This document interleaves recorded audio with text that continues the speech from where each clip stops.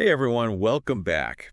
Today we're diving into something a bit different. Oh, Yeah, a book called Praxeology, Volume 1 Frame by Rian Stone. okay, interesting. I've heard of this one, yeah. Yeah, so I know the title might sound a bit, well, intimidating to some, but trust me, it's all about like building a life you can be proud of. Right, exactly. Who wouldn't want that? Exactly. And it's refreshing to see a book that steers clear of the usual self-help cliches, This isn't about some overnight transformation or anything. Cool, yeah. It's about, really equipping you with practical tools, frameworks for thinking. Exactly. It's like instead of just handing you a flimsy tent, Stone's giving you the blueprints and tools to build a whole fortress. A pretty awesome fortress, might I add, designed to help men navigate the choppy waters of modern life and relationships. Yeah, for sure. There's a lot in there about that. But honestly, Yeah. I think there's something in here for everyone. Absolutely. The book, at its core, it centers around this concept of frame, which is basically like your personal operating system for life, right? It's not just a one-time tactic or anything. It's about really cultivating this inner strength, I guess, that influences everything you do. Okay, so let's unpack this frame a bit. Stone uses this analogy of a house. Okay, yeah, I remember that. Just like a house needs a strong frame to withstand the storms, our decisions and actions are only as solid as the frame they're built upon. That's a good way to put it, because it really is about, having that solid foundation. Right. What's interesting is that Stone compares frame to gravity. Oh. Yeah, like it's always there, influencing everything, whether we're aware of it or not, you know? And just like gravity, it's not something you can just switch on or off. Right. It's a constant force shaping our experiences. So, like, how do we build this strong frame? Well, Stone breaks it down into three key pillars: physical, intellectual, and emotional. It's almost like building, a well-rounded foundation for a house. You've got to have all those different supports. And each pillar plays a crucial role in supporting the others. You can't have a strong frame without addressing all three. Right. It's an interconnected system. They all work together. So yeah, let's start with that physical pillar, because that's, it's easy to assume this is all about hitting the gym, looking good. Totally. It's the most kind of outwardly visible aspect. Right. But it sounds like Stone's going a bit deeper here, right? Like he's suggesting that taking care of your physical well-being goes like way beyond just appearances. Exactly. Yeah, it has this like ripple effect, It influences your confidence, your hormones, even how you set boundaries. Yeah, that you've got to unpack that for me. How does being physically fit, how does that tie into things like confidence and boundaries? Well, think about it. When you feel good physically, you just you naturally carry yourself with more confidence, right? Yeah. Impacts your energy, how you present yourself to the world. That makes sense. It's like, what's that old saying? When you look good, you feel good. Right, exactly. But it sounds like Stone is going beyond just like aesthetics here. He is, yeah. He talks about how exercise, particularly strength training, it directly impacts our hormones, which, as we know, play a huge role in like our mood, energy, motivation. And isn't that key to setting boundaries? Like having the energy and confidence to say no when you need to. It's a lot harder to like stand your ground when you're feeling depleted and just blah. Precisely. He even highlights this funny anecdote about, I think it was a dating coach, this guy Carl, who realized he needed to start with the basics, teaching his clients about hygiene. Wait, really? Yeah. Like how to shower and stuff. Yeah, it sounds simple, right? Right. But it illustrates that even the smallest actions, right, related to our physical well-being can snowball into huge changes in how we feel and how others perceive us. It all contributes to that sense of self-mastery that a strong frame is built on. Yeah. Okay, that's a pretty powerful example. So we're not just talking about, six-pack abs here, but this holistic sense of physical well-being that, like, underpins everything else. Exactly. And Stone really emphasizes the impact of lifting heavy weights. He observed that it was like a common denominator amongst many successful men in the community he, writes for and interacts with. Interesting. I know, like, lifting weights has been linked to, like, increased testosterone. Is that kind of what he's getting at? That's part of it, yeah. He talks about how lifting not only improves your physique, but also like naturally boosts testosterone, which can, increase confidence and even reduce anxiety. But, it goes beyond just the hormonal aspect as well. Stone really focuses on the discipline and mental toughness required for, consistent weight training. Yeah. Qualities that are, super important for building that that unshakable frame. It's about kind of pushing your limits, right? Yeah. Building that mental resilience alongside the physical strength. Exactly, yeah. He even mentions this guy named Bogey D6 who wrote about his experience as like a beginner lifter, and Bogey D6's story really highlights how weightlifting can be transformative, right? Like pushing you beyond your comfort zone, building that inner resilience, which again, is crucial for a strong frame. So while the physical transformation is impressive in and of itself, it's those mental and emotional benefits that truly contribute to building a strong frame. Like it's like this foundation of self-discipline and self-belief. You got it. Now, moving from the physical to something a little less tangible, I guess. Let's talk about the intellectual pillar.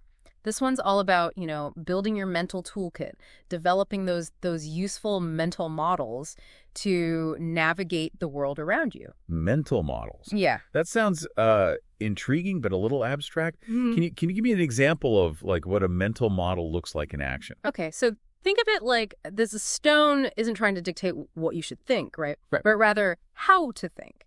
He's giving you the tools to analyze situations, make decisions, approach challenges effectively. So it's less about memorizing information and more about developing that critical thinking muscle. Precisely. One example he uses is the classic, what would Jesus do? Right? It's a simple but, powerful mental model for approaching decisions. Right. It provides a framework for ethical decision making. Mm. But I can also see how some people might find that particular model a bit limiting or even, outdated for their belief system.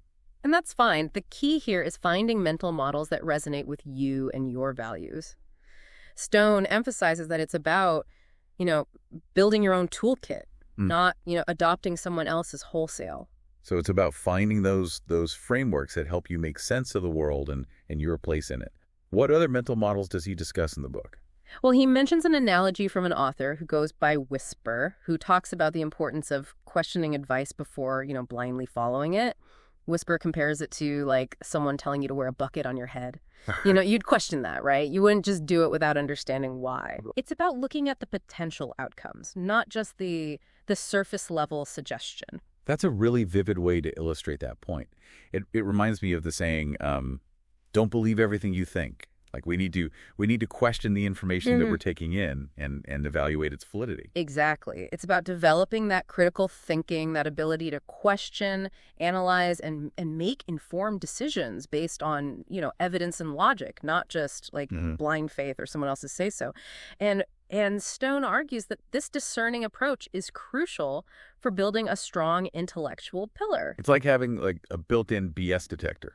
Exactly, yeah. Now, you mentioned earlier that these pillars are interconnected. How does the intellectual pillar relate back to that physical pillar that we were talking about? That's a great question. Remember how we talked about the discipline and mental toughness involved in, weightlifting? Yeah. Well, those qualities are also essential for developing a strong intellectual pillar, right? It takes discipline to question your assumptions, to analyze information critically, to resist those easy answers. So it's not just about hitting the gym or reading a bunch of books. It's about cultivating that inner strength and resilience that permeates all aspects of your life. You got it. And that brings us to another, I think, fascinating aspect of the intellectual pillar. It's Stone's perspective on narcissism. And narcissism. Yeah. Isn't that usually considered a negative trait? It often is, yeah. But Stone presents a more nuanced view. He argues that narcissism exists on a spectrum, and we all possess some degree of it. It's not about eradicating it completely, but understanding how it manifests in our lives and whether it's saving us or holding us back. So it's about finding that balance between healthy self-confidence and unhealthy self-absorption. Exactly. He distinguishes between, healthy narcissism, which is grounded in actions and results, versus unhealthy narcissism, which stems from a fragile ego that needs constant validation. That's a helpful distinction. So healthy narcissism is about having confidence in your abilities based on your achievements, your actions, not just an inflated sense of self-importance. Precisely. It's about recognizing your worth without needing constant external validation, you know?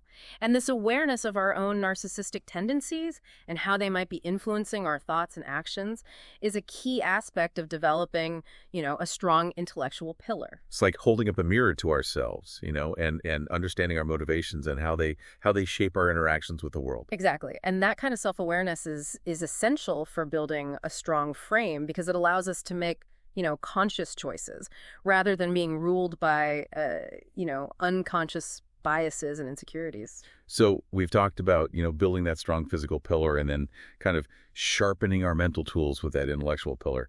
Feels like we're building up to something pretty major here with this last pillar. Yeah, for sure. And it's one that I think is often overlooked or misunderstood, the emotional pillar. This one's about recognizing that we're not, just thinking machines. Right. We're feeling beings driven by instincts, emotions, all that stuff. And those feelings, they profoundly impact how we navigate the world. Yeah, that makes a lot of sense. We can have all the, physical strength and mental clarity in the world, but if our emotions are the ones kind of running the show. Oh, yeah. It's easy to get, thrown off course. Exactly. And Stone isn't suggesting we suppress or deny our emotions, right? Right. That's about as effective as trying to hold your breath indefinitely. Right. Instead, it's about developing a more, conscious relationship with them. He even uses the analogy of managing your appetite for sugar. You don't have to eliminate it completely, but you learn to enjoy it in moderation, recognize when it's kind of hijacking your choices. Okay. Yeah. I like that analogy. That makes sense. So how do we practically apply that to our kind of, our emotional landscape?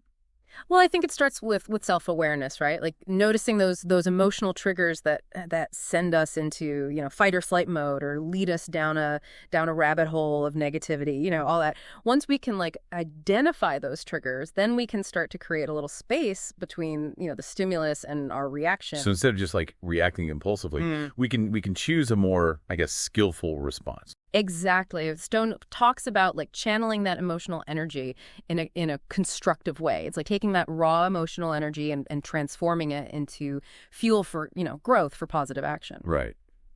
And this ties into another important point he makes, which is, why traditional self-help often falls short. Oh, yes. I remember him kind of touching on that. What's his take on why those methods often failed to deliver lasting change?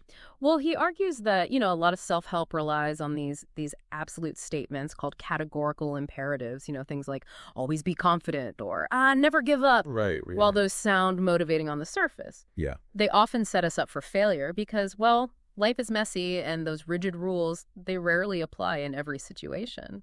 It's like trying to fit, square pegs into round holes. It's not going to work. We need a more adaptable approach, right? Exactly. And that's where Stone's concept of praxeology comes in. Okay. Instead of rigid rules, it's about understanding the relationship between actions and outcomes. So instead of saying I should always be confident, it's about asking, if I want to feel more confident, what actions can I take to get there? Precisely. It's about focusing on the practical steps, the actual behaviors that are most likely to lead to, to the desired outcome. He uses a great example from someone named Hugh McGill, who compares the advice he got from a devoutly religious minister with the actions of his feminist cousin. So the minister, despite her, beliefs, actually gave very practical advice about relationships, while the cousin who, espoused all these feminist ideals acted in a very traditionally feminine way. That's interesting. So it's a reminder that actions speak louder than words, even when those words are our own deeply held beliefs. For sure. Yeah. Sometimes our behavior reveals more about our true values than our ideology or, what we say we believe. Mm-hmm. Exactly. It highlights how our lived experiences often they shape our behavior, more powerfully than just abstract ideas.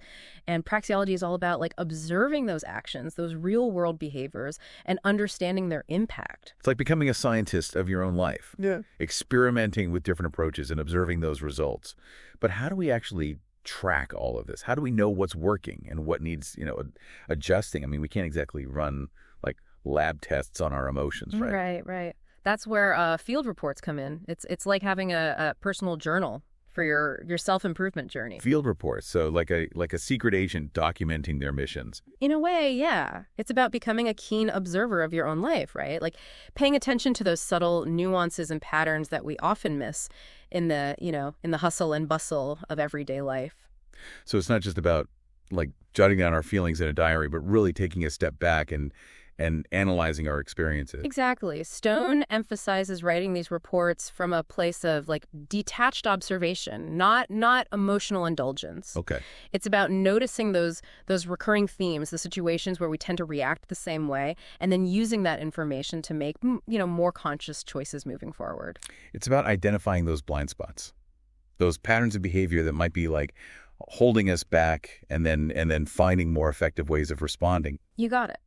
He also cautions against some common pitfalls of field reports, though, like the tendency to get stuck in the past, rehashing old wounds, or seeking validation for past mistakes. Right. It's about using this tool for growth and self-awareness, not self-flagellation or seeking sympathy. It's about taking like radical responsibility for our own experience. Exactly. It's about owning our choices, learning from our mistakes, and then using those insights to, build a stronger, more resilient version of ourselves. This has been such an insightful conversation.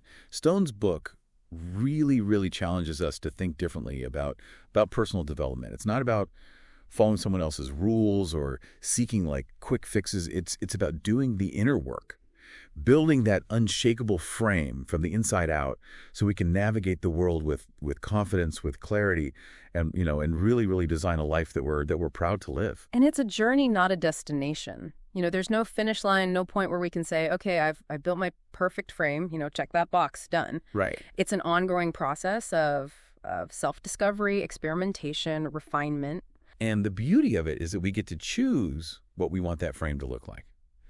Stone doesn't dictate the answers. He gives us the tools to define, success on our own terms. So to our listeners, as you go about your day, ask yourself, what kind of life do you want to build? What kind of man do you aspire to be? Yeah. And what actions can you take today to move closer to that vision? Remember, you are the architect of your own life. Build wisely and enjoy the journey.